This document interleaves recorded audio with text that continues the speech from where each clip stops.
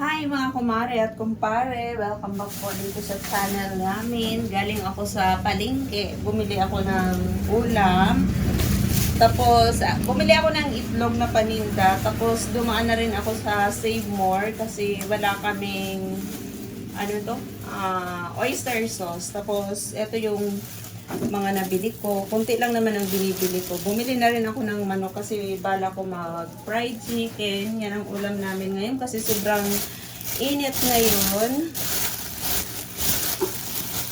Ito lang yung nabili ko. Yung manok, dalawa sila. Dalawang buo. Pinatadtad ko na siya. Ang kilo ng manok sa Save More, 160. Dalawa yung binili ko. Bale, lahat-lahat ito, bale, 1,372. Bumili din ako ng konting, 5 pisong kalamansi. Kasi yung kalamansi ko dito, nagtutuyot siya. Oh. Ayan, tuyot siya. Kaya di ako bumibili ng maraming kalamansi. Pwede rin ilagay sa rep. Nilalagay ko sa rep, lalo na yung paninda. Pero meron kasing nagbibinta ng dyan gulay, may mga kalamansi na sila. Kaya di na siya ganun kabinta, di na mabinta yung kalamansi dito. Tapos ito meron akong canola oil. Ayan, tapos ito yung oyster sauce. Tapos tomato sauce, yung maliit lang kasi pag naggamit ako isang ganyan lang dahil konti lang naman kami. Ayan yung mga sa kusina, yan lang ang mga napamili ko. Tapos eto, bumili ako ng Champion, talaga yung ginagamit namin sa panglaba, pero pag puti Ariel ang ginagamit namin.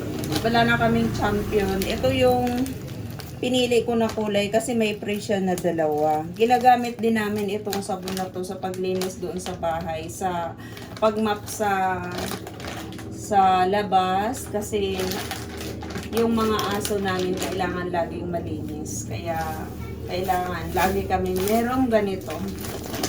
Tapos bumili rin ako ng Bell. Ayan, ito yung ginagamit namin kasi ang bango niya talaga sa damit. Kahit konti lang ang ilagay nyo, ang bango niya sa damit. Yan ang ginagamit namin. Ginagamit din namin yan sa pagmap sa, sa sahig. Kasi ang bango niya. Tapos, naghanap ako ng conditioner kasi konti na lang yung conditioner doon sa amin na ginagamit. Ang gusto ko sana malaki, wala silang malaking conditioner. Ito na lang ang binili ko. Meron shampoo at saka conditioner. Sa shampoo kasi, marami kaming shampoo yung pinadala ni Nels. Madami pa dyan. Kaso, yung conditioner na pinadala niya, konti lang, ubos na. Tsaka mabilis namin gamitin yung conditioner kasi araw-araw na ginagamit. Kaya, conditioner lang sana ang balak namin, ang balak kong bilhin. Kaso, wala silang ganito ang kulay. Ito kasi yung hiyang sa buhok ni Rhea na conditioner. Kaya kinuha ko na lang to. Ayan lang yung pinamili ko sa halagang 1,372. Konti lang yung 1,372. Ngayon magluluto ako ng fried chicken. At ito na yung ating manok, ang tapang ng amoy. Ang tinimpla ko nito ay patis, kalamansi, at saka ito paminta, ito chili powder, at saka ito ay garlic powder. Na yung ating manok. Siprituhin na natin ito. Sa arena ko lang siya isa-sausaw. Aroy na lang ang ilalagay ko nito kasi templado na tong manok. Kaya okay lang kahit aroy na. Ito na ang fried chicken natin. Pangalawang batch. Ayan, may kumakain na dyan. At ito yung kapares ng manok. Bale, kangkong ito, ginisa ko lang siya sa bawang, sibuyas, siyempre yung mantika, at saka nilagyan ko konting-konting oyster sauce, at saka niluto ko siya sa mahinang apoy. Hindi ko siya nilagyan ng tubig. Parang yung katas lang niya ang nagluto sa kanya. Nilagyan ko siya ng paminta. At saka kunting asukal. Wala siyang seasoning, kunting asukal. Masarap siya. Ayan. Takpan na natin. At ako'y kakain na. Ang last na prito ko, kain na tayo. Siya nga pala mga kumare at kumpare, andito tayo sa isa sa paupahan namin. Umalis na dito yung tenant namin. Ngayon, ang nangyari talagang ang laki ng damage dahil lahat ng tiles merong uka-uka yung sahig. Pinapalitan ko talaga yung buong sahig ng buong kwarto na to. Pinalitan talaga. Kaya ang laki ng gastos. Mabuti na lang meron sila pang deposit na 2 months. Tapos yung tenant, siya ang bumili ng tiles nitong pinalit. Pero malaki pa rin ang nagastos kasi ang nagastos ko dito halos 10,000 kasama na yung sa gumawa. Kaya malaki pa rin ang inabono. Kailangan talaga baguhin ko yung kontrata ng aking pagpapaupa, yung patakaran sa pagpapaupa kasi ganun na lang lagi pag may umaalis, ganun laging may pinapagawa. Kaya meron ako babaguhin doon sa kontrata na sa palagay ko mas maigi yun para mamonitor ko yung mga pinapaupahan namin para maiwasan yung gastusin tuwing umaalis yung tenant. Katulad nito yung dingding, kung nakita nyo, meron siyang butas. Kailangan yun lagyan ng skim coat. Tapos tingnan nyo yung sa lababo. Tinanggal namin itong dito sa lapag kasi sobrang mga basag-basag yung nangyari. Tapos dito naman sa CR, kung nakikita nyo, okay lang yung ceiling na na palitan. Okay lang yun sa amin kasi kahoy ang nilagay noon, parang nagkaroon siya ng anay.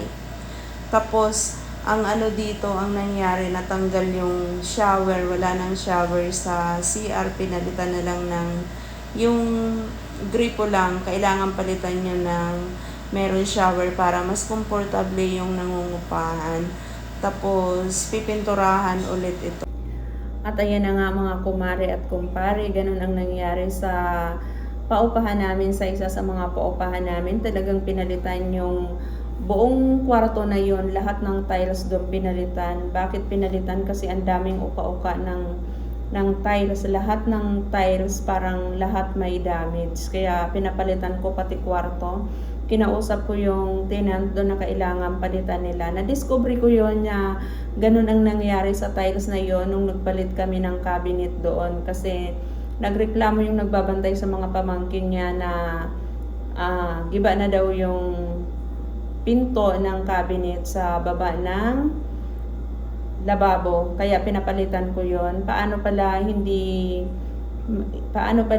mabubulok yung cabinet sa lababo kasi mga bata lang ang naghuhugas, yung tubig talagang umaagas dun sa pinto ng lababo. Nakita namin yun.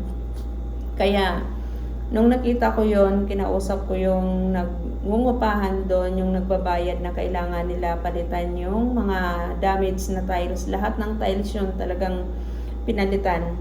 Kaya naisip namin ni Nels na baguhin yung kontrata sa aming paupahan kasi may pinapapirmahan talaga kami bago sila mangupahan. Pinapabasa namin yung kontrata sa paupahan namin. Pag hindi sila pumayag sa kontrata, di sa iba sila umupa, ganun lang yun. Unang-una doon yung 1 month deposit at saka 2 months advance. Pangalawa, yung 2 months advance, hindi nila pwede gamitin yun. Gagamitin lang nila yun pag aalis na. Bakit? Kasi ang nangyayari, pag aalis sila, pag may maiwan sila ng mga bayarin sa tubig at saka sa kuryente, kung anong na-damage nila sa paupahan na yon, kailangan nila gawin. Kasi ang pangatlo sa kontrata namin, kung anong nasira nila sa paupahan, kailangan ipagawa nila. Ganon. Kaya hindi namin gamit yung 2 months advance. Pero kadalasan, sa tagal na ng pagpapaupa namin, nagche-check lang talaga ako sa pinapaupahan namin. Pag aalis na sila, tinitingnan ko kung anong damage. Mali pala yun. Ngayon lang namin na-realize na mali pala yun.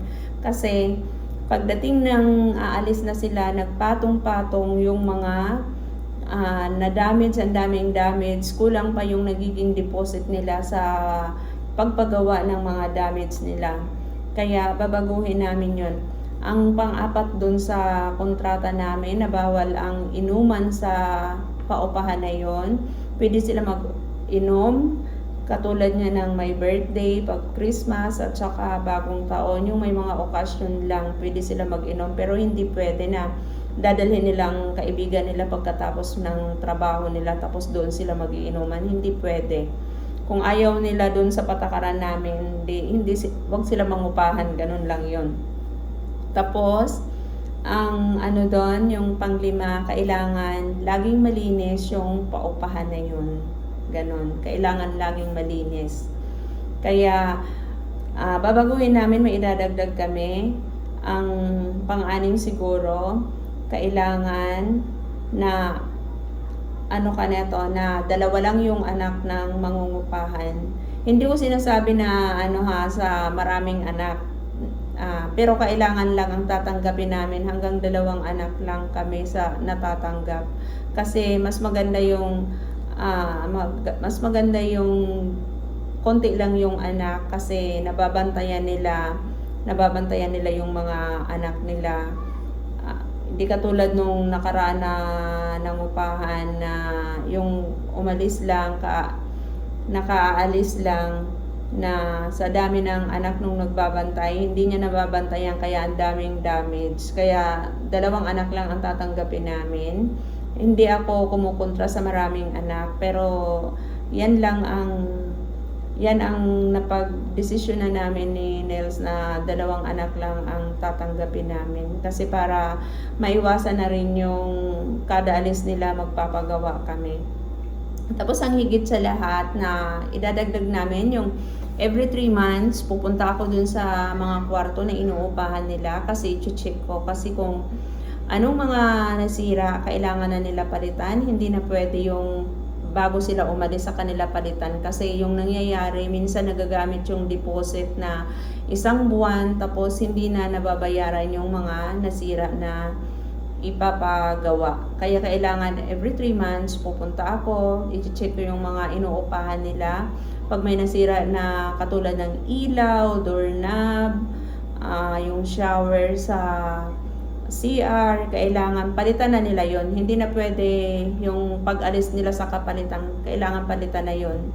Kasi mahirap na pag nagpatong-patong yung mga nasira, mahirap na pag-aalis sila, mahirap na kasi ang dami nilang gastusan, mahirap na nila mapalitan yun.